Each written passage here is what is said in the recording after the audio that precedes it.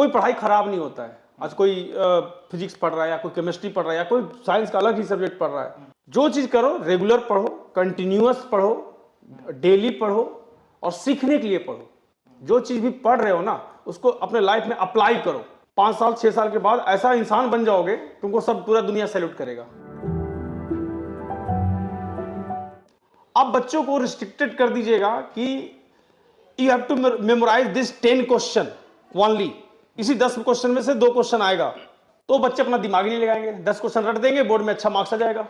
लेकिन इंट्रेंस तो समुंदर है, वहां जाएंगे तो उनको तो कॉन्सेप्ट क्लियर नहीं है, फंस जाएंगे। स्टूडेंट को हम बस यही मैसेज देते हैं कि आप पढ़िए, रटिए नहीं। पहले से अपना मेंटलिटी आप बना लीजिएगा कि रटना है, तो फॉरगेट अबाउट एंट्रेंस एग्जाम। पहले समझिए। यहां तक कि बोर्ड के लिए भी कोई बच्चे पढ़ रहे हैं, सिर्फ उनको बोर्ड करना है, तो पहले समझ के उनको पढ़ना है। कॉन्सेप्ट क्लियर करने पे ज्यादा प्रेशर देना है। नमस्कार, बातৰি 24 प्रतिगৰাকী দৰ্শকক আমি আদৰণি জনাইছোঁ। আজিৰ এই বিশেষ অনুষ্ঠানৰ সৈতে মই অনিৰ্বাণ পাঠক। প্ৰিয় দৰ্শক, আজিৰ এই অনুষ্ঠানটোত আমি সাম্প্ৰতিক সময়ৰ শিক্ষা বিষয়ক কিছু কথা পাতিম আৰু এই বিষয়ত কথা পাতিবলৈ দুগৰাকীকৈ শিক্ষক বা শিক্ষাৰ ক্ষেত্ৰত জড়িত দুগৰাকী বিশিষ্ট ব্যক্তি আমাৰ অনুষ্ঠানত উপস্থিত আছে। মই প্ৰথমতে তেওঁলোকক চিনাকি কৰাই দিব বিচাৰিছোঁ। আজি আমাৰ এই অনুষ্ঠানত আমাৰ সৈতে আছে গুৱাহাটীস্থ লালান্স কোচিং ক্লাছেছৰ মেনেজিং ডাইৰেক্টৰ লালান কুমাৰ ডাঙৰীয়া আৰু লগতে আছে লালান কোচিং ক্লাছেছৰ पदार्थ विज्ञान विभागৰ मुरब्बी अक्षय कुमार डांगरिया। आप लोग दोनों को स्वागत, हमारे इस कार्यक्रम में स्वागत करता हूँ। जी सर, मैं आपसे शुरू करता हूँ ललन सर से। आप ललन कोचिंग क्लासेस का मैनेजिंग डायरेक्टर है। जितना मुझे मालूम है आप आईआईटी से पास आउट है। आईआईटी पे आप एमटेक किया था, बीटेक किया था जी। ऐसा देखा जाए, ऐसा होता है कि आईआईटी से जो लोग निकलते हैं उन लोगों को बहुत अच्छा नौकरी मिलता है गवर्नमेंट या प्राइवेट सेक्टर पे। बहुत लोग इंडिया पे नहीं रहते, वो बाहर चला जाते हैं, बहुत अच्छा काम करते हैं, साइंटिस्ट बनते हैं, वो ऐसा बहुत होता है। लेकिन आप थोड़ा अलग, आप इंडिया पे रहा, आप असम पे है और आप क्वालिटी एजुकेशन के सेक्टर पे आ गया। आप लोगों को, स्टूडेंट्स को क्वालिटी एजुकेशन देने के लिए कोशिश किया। ये चिंता आपके मन पे क्यों आया, कब से आया, थोड़ा बताएंगे? एक्चुअली टीचिंग से अच्छा नॉवल प्रोफेशन कुछ नहीं है। तो जब मैं खुद आईआईटी का तैयारी करता था तो बहुत प्रॉब्लम्स फेस किया था। और जब वो प्रॉब्लम फेस किया था तो मैं उस समय ढूंढता था कोई मेरा हेल्प करे, सही गाइडेंस मिले। एंड वो जो टाइम था बहुत ज़्यादा फ्रस्ट्रेटिंग था, बहुत ज़्यादा स्ट्रगलफुल था। एंड उस टाइम में मेरे को मेरे गुरु मिले, बहुत अच्छे अच्छे गुरु मिले जो हमको सिखाए। और उनका प्रभाव मेरे पे इतना पड़ा कि मैं उसी समय डिसाइड कर लिया था कि मैं आईआईटी से बीटेक करूंगा और उसके बाद अपना पूरा लाइफ स्टूडेंट का फ्यूचर बनाने में जो मैं सीखा हूं उस पर अप्लाई करूंगा। आज इंडिया में कुछ भी हो जाए, क्वालिटी टीचर्स का बहुत कमी है। सब लोग दूसरे प्रोफेशन को अच्छा मानते हैं, टीचिंग प्रोफेशन को सब लोग नेग्लेक्ट करते हैं। ऐसे इस चीज़ को, डिफिशियंसी को फुलफिल करने के लिए हम लोग जैसे बहुत लोगों को टीचिंग प्रोफेशन में आना पड़ेगा, क्योंकि इस लेवल में बच्चों को तैयार करना, उनका कंसंट्रेशन मेंटेन करना, उनको डेविएट होने से बचाना, ये वही काम सही कर सकता है जो खुद उस चीज़ को फेस किया है। तो I am highly satisfied, I am highly successful. मैं बहुत सक्सेसफुल महसूस करता हूं कि मेरे यहाँ से अबाउट अभी जेई मेन 2023 का रिजल्ट आया और अबाउट 60 स्टूडेंट ने जेई मेन दिया और उसमें से हम लोग का मोर देन 35 स्टूडेंट क्वालिफाइड हो गए। मेरे को पूछना है इस बारे में। सिलेक्शन रेट हम लोग का अबाउट 50% हुआ, तो ये बहुत बड़ा उपलब्धि है। और ये चीज़ सिर्फ इसलिए नहीं हुआ क्योंकि हम लोग के कोचिंग में क्वालिटी टीचर्स हैं जो खुद उस लाइन से आए हैं, खुद उस फेज से गुजरे हैं, स्टूडेंट के प्रॉब्लम्स को समझते हैं, स्टूडेंट्स के फ्रस्ट्रेशन को समझते हैं। तो इसी रीजन से मैं टीचिंग प्रोफेशन में आया और मेरा पूरा विश्वास है कि मैं जितना ईमानदारी से स्टूडेंट्स को गाइड कर रहा हूँ, मोटिवेट कर रहा हूँ, उनका लाइफ बना रहा हूँ, तो अभी बहुत जर्नी बाकी है और मैं इस फील्ड में और भी बहुत सारा चीज़ करूँगा। सर, आपका जो ये अनुष्ठान ललन कोचिंग क्लासेस, आप आईआईटी से आकर ये ललन कोचिंग क्लासेस का जन्म दिया, वो आप अकेले इसका आरंभ आप अकेले किया था और कि आपके साथ और कोई थे? नहीं, हम लोग 2013 में स्टार्ट किए थे और मेरे साथ और भी फैकल्टीज़ थे, और लोग भी, मतलब हम लोग सब मिल के स्टार्ट किए थे। और स्टार्टिंग का टाइम में हम लोग के पास बहुत कम स्टूडेंट थे, बट हम लोग ने पेशेंस रखा, ऑनेस्टी से पढ़ाया और आज हम लोग का टोटल 11 ब्रांचेज है जो different part of Assam and north east में ऑपरेशनल है, चल रहा है और सब जगह डेडिकेटेड फैकल्टी, क्वालिटी फैकल्टी सब जगह काम कर रहे हैं। तो ये अकेले का काम नहीं है, ये बहुत बड़ा टीम वर्क था और अभी भी वो टीम वर्क चल रहा है। मैं अक्सर सर आपके लिए एक सवाल है। ऐसा देखा जाता है बहुत स्टूडेंट्स को उन लोगों का प्राइमरी या सेकेंडरी लेवल पे उन लोग का मन पे ऐसा है कि वो लोग मेडिकल लाइन में जाएंगे, इंजीनियरिंग लाइन में जाएंगे, लेकिन बाद में ऐसा होता है कि क्या उन लोगों का जाने के लिए जो गाइडेंस चाहिए वो गाइडेंस उन लोगों को नहीं मिले, वो दिशा कहाँ से क्या करना होगा वो अच्छा गाइडेंस नहीं मिलते। खासकर असम के गाँव में ऐसा प्रॉब्लम बहुत है। स्टूडेंट्स पढ़ाई भी अच्छा है लेकिन जाने के लिए वो उस तरफ जाने के लिए जो दिशा चाहिए, जो गाइडेंस चाहिए वो गाइडेंस नहीं मिलती। गाइडेंस का बहुत इम्पोर्टेंस है। जी, जैसे वो कैसे शुरुआत कैसे करना है? जैसे हम लोग हम तो 2009 से टीचिंग कर रहे हैं असम के अंदर, तो पहले जो सिलेक्शन रेट था यहाँ पे बहुत कम था। इवन जो नंबर ऑफ स्टूडेंट्स प्रिपेयर करते थे जेई या नीट के लिए बहुत कम थे। धीरे धीरे जैसे हम लोगों का भी इसमें काफ़ी कंट्रीब्यूशन है, हम लोग काफ़ी टाइम दिया है यहाँ पे। तो अगर आप आज से 10 साल पहले का सिलेक्शन देखेंगे, ओवरऑल नंबर ऑफ सिलेक्शंस, और अगर आज देखेंगे तो काफ़ी इम्प्रूवमेंट हुआ है। इट्स मतलब मिराकुलस इम्प्रूवमेंट है। जैसे लास्ट ईयर गुवाहाटी से ही ऑल इंडिया रैंक 2 आया जेई मेन के अंदर। तो ये ऐसा नहीं है, सारे कोचिंग सेंटर्स का इसमें कंट्रीब्यूशन है, हमारा भी है। हमारा भी 2 बार 2008 में और लास्ट ईयर 2018 और 2022 में CEE में रैंक 1 आया, रैंक 2 भी आया है हम लोग का मेडिकल में CEE में। तो गाइडेंस का काफ़ी इम्पोर्टेंस है। और गाइडेंस कैसे मिलेगा आपको? कोई करने वाला होगा तभी तो आपको बताएगा रास्ता, कैसे हमको ट्रैवल करना है, कैसे आगे बढ़ना है। तो इसमें मतलब टीचर्स का काफ़ी कंट्रीब्यूशन होता है। और एक जो डिमेरिट है ओवरऑल जो हम लोग भी देखते हैं, फेस भी करते हैं, जो नए स्टूडेंट्स आते हैं, खास करके जिनका रूरल बैकग्राउंड होता है, उनका थोड़ा यहाँ का स्कूल सिस्टम को थोड़ा सा इम्प्रूव करने का ज़रूरत है। खास करके मतलब जो फाउंडेशन जो उनका होता है थोड़ा वीक होता है और बोर्ड लेवल ज़्यादा ओरिएंटेड होते हैं यहाँ के स्टूडेंट्स। तो अगर छोटे से ही इस तरह से उनको ग्रूम किया जाए, क्लास 6-7 से ही उनको बताया जाए कि हाँ बाद में जाके कैरियर ऑप्शन होता है क्लास 12 के बाद जेई और नेट, तो शुरू से ही वो अपना माइंड मेकअप कर पाएंगे अकॉर्डिंग टू देयर इंटरेस्ट्स। जिनका भी, जैसे हम तो किसी को फोर्स नहीं करते हैं कि आप ये जेई लो या नीट लो, आपका इंटरेस्ट है। अगर कोई मैथ्स में अच्छा होगा तो डेफिनेटली वो जेई के लिए जाएगा। किसी का अगर मेडिकल में, बायोलॉजी में इंटरेस्ट है तो वो नीट के लिए जाएगा। और उसके बाद तो फिर तो गाइडेंस ही है। तो स्कूल लेवल से ही जो टीचर्स हैं एसोसिएटेड, उनको थोड़ा सा करना चाहिए। धीरे धीरे अवेयरनेस आ रहा है। जैसे हम बोले स्टार्टिंग में ही काफ़ी इंप्रूव हुआ है रिजल्ट यहाँ का, ओवरऑल असम का, नॉर्थ ईस्ट का। तो हो रहा है काम, वर्क इन प्रोग्रेस है, धीरे धीरे। आप पहले ही जो बोला है असम पे 10 साल के पहले इतना पास है, इतना जैसे जिस समय हम ही लोग थे आईआईटी में, हम 2005 से 2009 के अंदर थे, तो ललन जी 2006 से 2010 के अंदर थे। तो जो भी हमारे पास जो मतलब गुवाहाटी से, असम से या नॉर्थ ईस्ट से जो बच्चे आते थे, that was very minuscule in number, बहुत कम थे।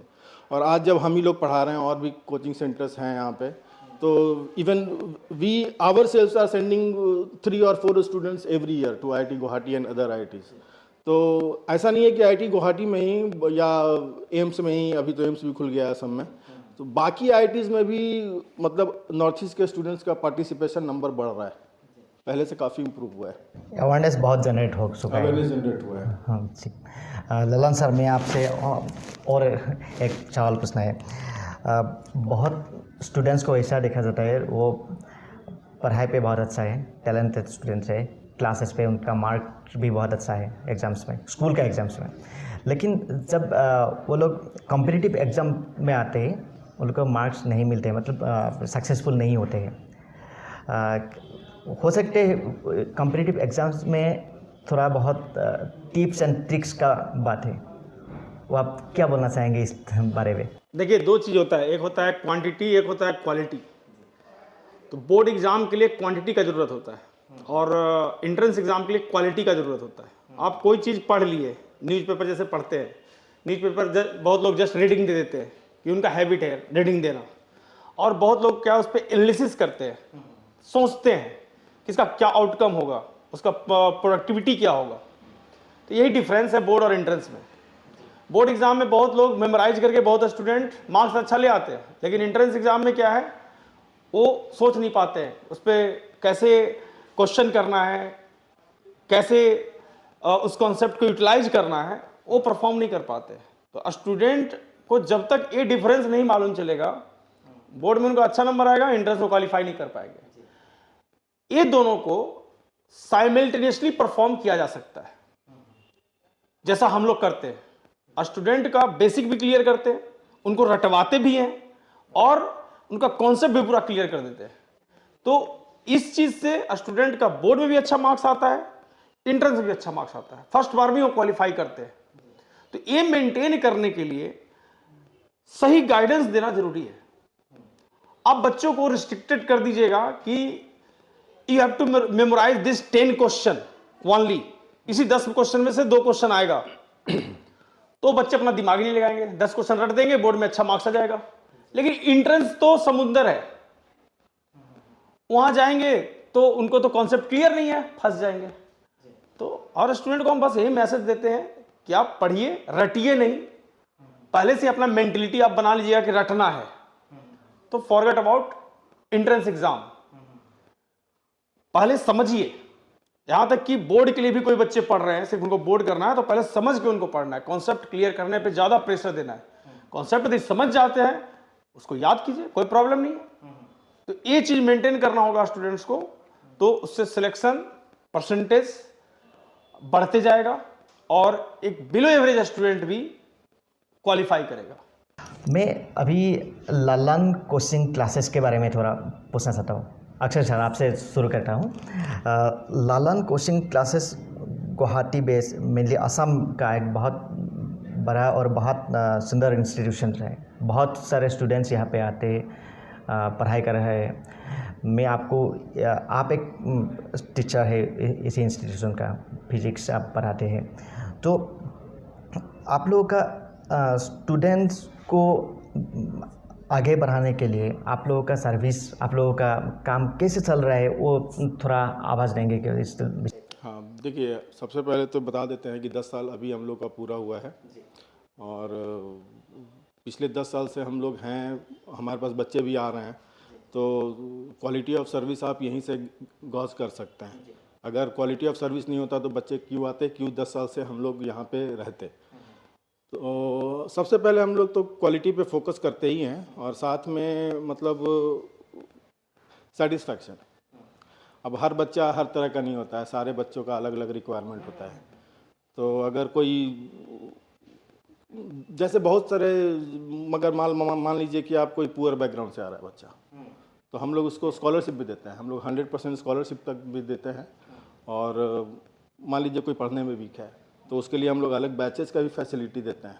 लास्ट ईयर भी हम लोगों ने किया था, इंटीग्रेटेड में 2 बैच चलाया था, हम लोग ड्रॉपर में भी बैच सफलिंग करते हैं, बाकी बैचेस में भी करते हैं। तो मतलब बेसिक हमारा क्या होता है कि बच्चों का मैक्सिमम ग्रोथ हो, उनका बेनिफिट मिले उनको, और सारे बच्चे एक जैसे नहीं होते हैं, तो सारे बच्चों का एक जैसा ट्रीटमेंट भी नहीं होना चाहिए। तो according to their status, according to their demands, requirements, तो हम लोग उनको ग्रूम करते हैं। और जैसा कि है मतलब 10 साल में काफ़ी कुछ हमारा रिजल्ट भी आया है, ऐसा नहीं है, इंजीनियरिंग में ही, मेडिकल में भी। और पिछले 5 साल से हम लोग एक इंटीग्रेटेड कोर्स भी चला रहे हैं, LIA करके, ललंस इंटीग्रेटेड एकेडमी। क्या क्या है उसका? तो हाँ, वही बता रहा हूँ। उसमें हमारे पास स्कूलिंग प्लस कोचिंग का फैसिलिटी है, एक ही मतलब बिलो द सिंगल रूफ हम लोग कोचिंग भी प्रोवाइड करा रहे हैं, और साथ में बोर्ड्स का भी। जैसे यहाँ पे एक पहले ही बताया हम लोगों ने कि एक मेंटालिटी है कि बस बोर्ड्स के पीछे ही ज़्यादा फोकस करते थे, गार्जियंस भी, बच्चे भी। तो जैसे हमारे पास जो भी कंपटीशन बेस्ड टीचर्स हैं, उनके साथ कुछ बोर्ड लेवल का भी क्लासेस हम लोग जो टीचर लेते हैं उनको भी इंट्रोड्यूस कराते हैं क्लासेस में, और बड़ा रिगरस क्लास होता है इसके अंदर। तो डेली 6 आवर्स का क्लास होता है, उसमें 4 क्लासेस हम लोग प्रोवाइड करते हैं, 1.5 आवर ईच। और साथ ही में बच्चों का बोर्ड लेवल और एंट्रेंस लेवल कवर होता है, और साथ में हमारे पास लैब का भी फैसिलिटी है, अपना लैब है हमारा। तो सारे एक्सपेरिमेंट्स हम लोग बच्चों को प्रैक्टिस करवाते हैं, जो भी मतलब बोर्ड्स में पूछा जाता है एग्ज़ाम में, प्रैक्टिकल्स में। और मतलब रिजल्ट्स भी हमारे, अगर आप देखिएगा लास्ट 5 ईयर्स में, तो काफ़ी अच्छा रिजल्ट्स आया है इंटीग्रेटेड का।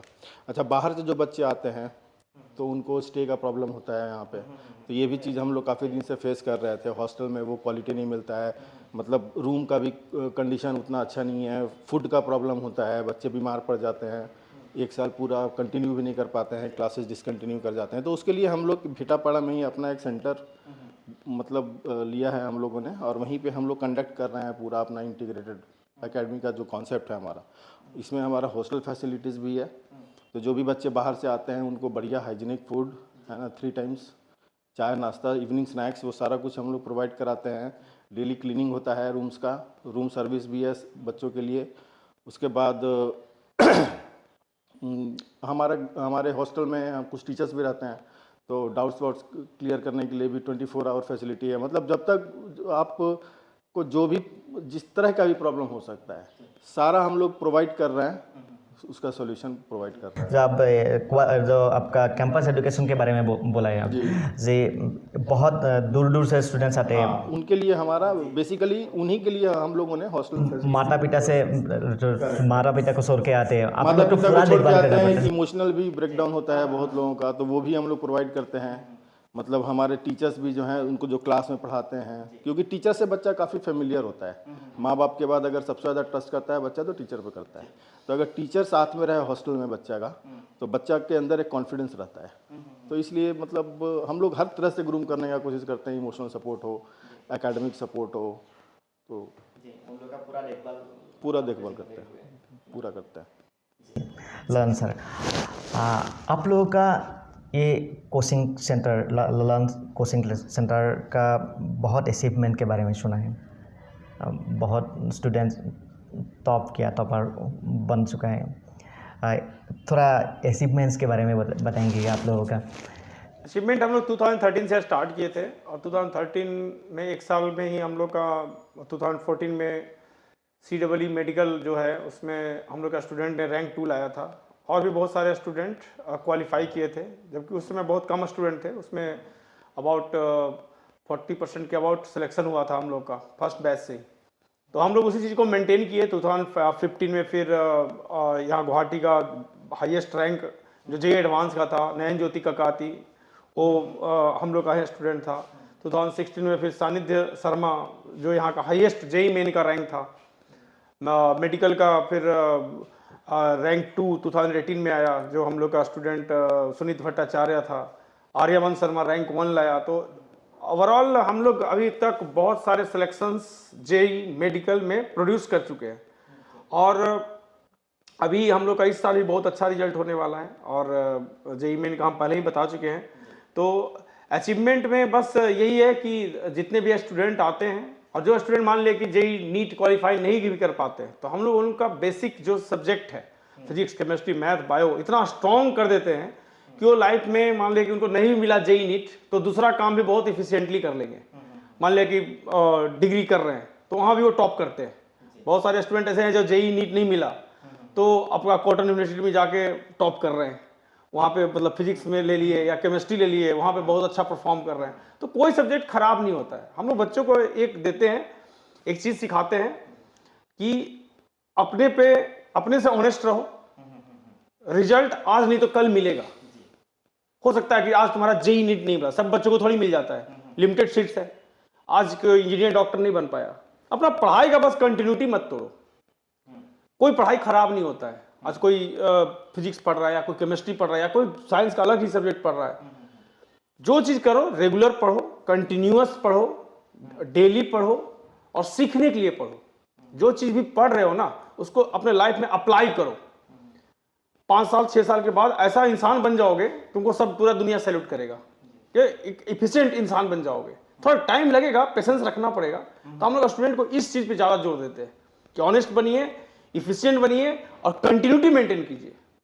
रिजल्ट आज नहीं तो कल मिलेगा, आप पेशेंस रखिए। तो ऐसे हम लोग स्टूडेंट को तैयार करते हैं और यही कंटिन्यू है। हम लोग मतलब आप लोग फाउंडेशन स्ट्रांग करते हैं, फाउंडेशन स्ट्रॉन्ग करते हैं ऑब्वियसली, क्योंकि आज बहुत आपको मिल जाएंगे, बहुत सारे डिग्री होल्डर मिल जाएंगे, उनके पास बड़ा बड़ा डिग्री है, डिग्री का नाम सुनकर आप डर जाइएगा, लेकिन उनका बेसिक ही नहीं क्लियर है।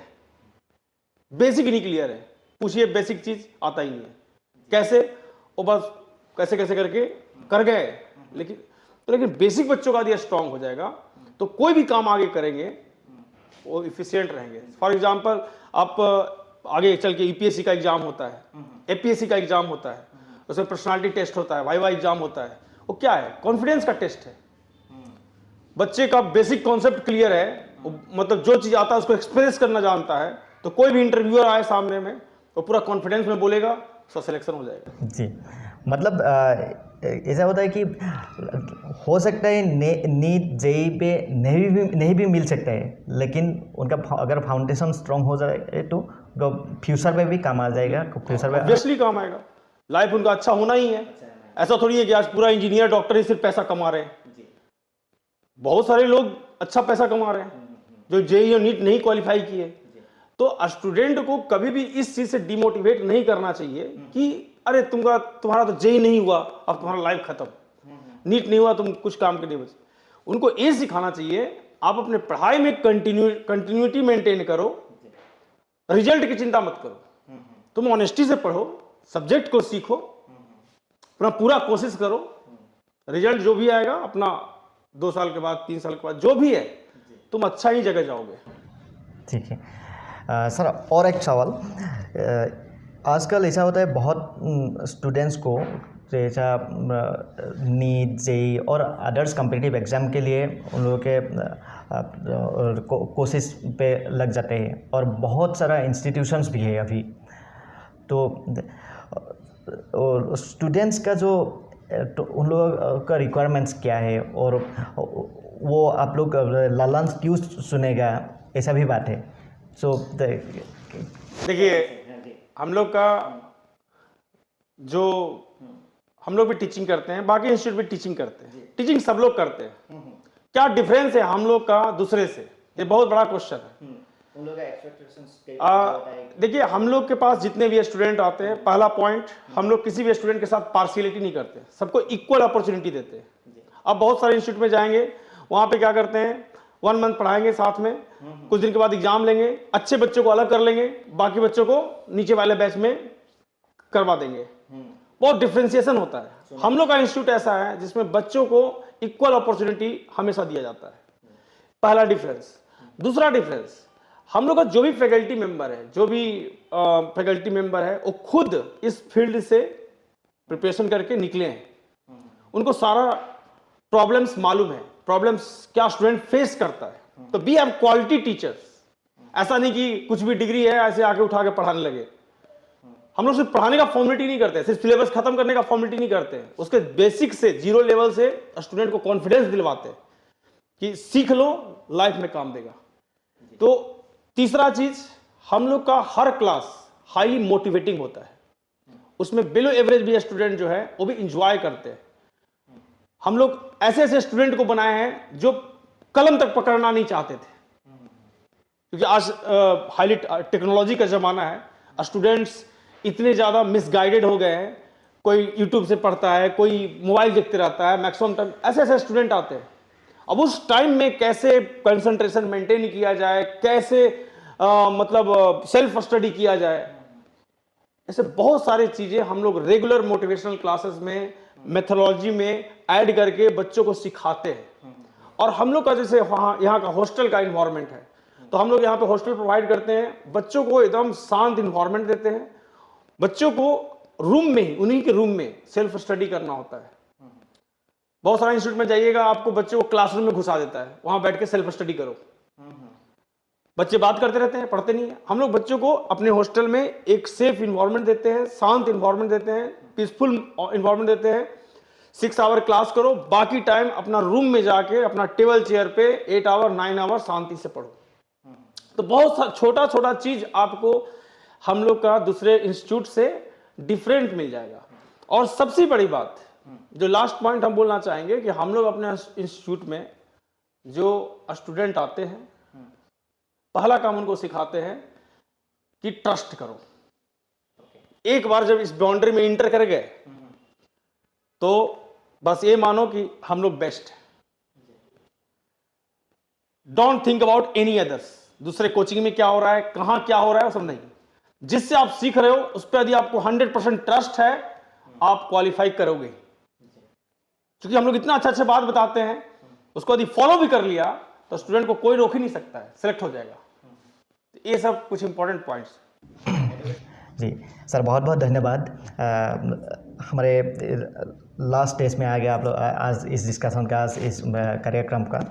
लास्ट में आप दोनों का स्टूडेंट्स को लेकर, स्टूडेंट्स तक आप लोगों का क्या मैसेज आप लोग देना चाहेंगे दोनों से, वो पूछना चाहता हूँ। आप क्या बोलना चाहेंगे? देखिए स्टूडेंट्स का कल तो नीट का एग्ज़ाम भी है जी। तो स्टूडेंट्स को सबसे पहले अपने ऊपर ट्रस्ट रखना चाहिए, टीचर्स के ऊपर ट्रस्ट रखना चाहिए, और ये सोचना चाहिए कि जो भी आप जहाँ पर भी प्रिपरेशन कर रहे हैं, या आपका जो अगर प्रिपरेशन कंप्लीट हो गया है तो यू आर द बेस्ट, और आपका कंपटीशन बस आपसे है। पूरा दुनिया को भूल जाना है, अपना बेस्ट देना है, आप डेफिनेटली बहुत अच्छा करेंगे लाइफ। धन्यवाद सर। ललन सर, हम सारे स्टूडेंट को यही मैसेज देंगे कि आप जो भी काम कर रहे हो उसको ईमानदारी से करो, उसको पूरा ट्रस्ट रखो। कहीं भी पढ़ते हो आप, किसी भी इंस्टीट्यूट में पढ़ते हो, उस पर ट्रस्ट करो। और आपके अंदर हर काम करने के पहले हमेशा एक क्वेश्चन आएगा, करें कि नहीं करें। अभी आप स्टूडेंट हो, वो काम करो जो आपके एकेडमिक्स के लिए आपको स्ट्रांग बनाएगा। बाकी हर स्टूडेंट खुद समझदार होता है, और जो काम नहीं करना है उसको नहीं करना है, इस पर उनको फिक्स रहना है। धन्यवाद सर। आज बहुत सुंदर डिस्कशन हुआ। आप लोग की बातें से स्टूडेंट्स का भी बहुत लाभ होगा, और ललन कोचिंग क्लासेस से जो अगले दिनों में आप लोगों से और भलाई हो, स्टूडेंट्स के लिए और भलाई हो, हम भी वही चाहता हूँ। धन्यवाद सर इस समय देने के लिए। प्रिय दर्शक, बातৰি 24 এই বিশেষ অনুষ্ঠানত আমাৰ সৈতে আছিল লালান কোচিং ক্লাছেছৰ পৰিচালন সঞ্চালক শ্ৰদ্ধাৰ লালান কুমাৰ ছাৰ, লগতে পদাৰ্থ বিজ্ঞান বিভাগৰ মুৰব্বী অক্ষয় কুমাৰ ডাঙৰীয়া। তেওঁলোকৰ এই বক্তব্যই ষ্টুডেণ্টৰ নিশ্চয় ছাত্ৰ ছাত্ৰীসকল নিশ্চয়কৈ উপকৃত হ'ব বুলি আমি আশা ৰাখিছোঁ। লালান কোচিং ক্লাছেছ গুৱাহাটীস্থ এনে এক শিক্ষা প্ৰতিষ্ঠান, যি শিক্ষা প্ৰতিষ্ঠানে অসমৰ ছাত্ৰ ছাত্ৰীসকলক মেডিকেল, ইঞ্জিনিয়াৰিং আৰু অন্যান্য বিভিন্ন ক্ষেত্ৰত আগুৱাই যোৱাৰ বাবে এটা সুন্দৰ কোৱালিটি এডুকেশ্যন তেওঁলোকে প্ৰভাইড কৰি আছে, তেওঁলোকে দি আছে। আৰু বহু ছাত্ৰ ছাত্ৰীয়ে ইতিমধ্যে এই লালান কোচিং ক্লাছেছলৈ আহি ইয়াত শিক্ষা গ্ৰহণ কৰি উপকৃত হৈছে। সুন্দৰ নম্বৰসহ সুন্দৰকৈ তেওঁলোকে বিভিন্ন ঠাইত উচ্চ শিক্ষা গ্ৰহণ কৰি আছে, আৰু সেই সুবিধাটো তেওঁলোকে এই ইনষ্টিটিউশ্যনৰ ফালৰ পৰা পাইছে। গতিকে এই ইনষ্টিটিউশ্যনে আগলৈ অসমৰ ৰাইজৰ, অসমৰ ছাত্ৰ ছাত্ৰীসকলৰ এইদৰে সেৱা আগবঢ়াই যাওক, সেয়া কামনা কৰিছোঁ। আৰু আজিৰ এই অনুষ্ঠানৰ পৰা মই অনিৰ্বাণ পাঠকে ইমানতে বিদায় লৈছোঁ। ধন্যবাদ।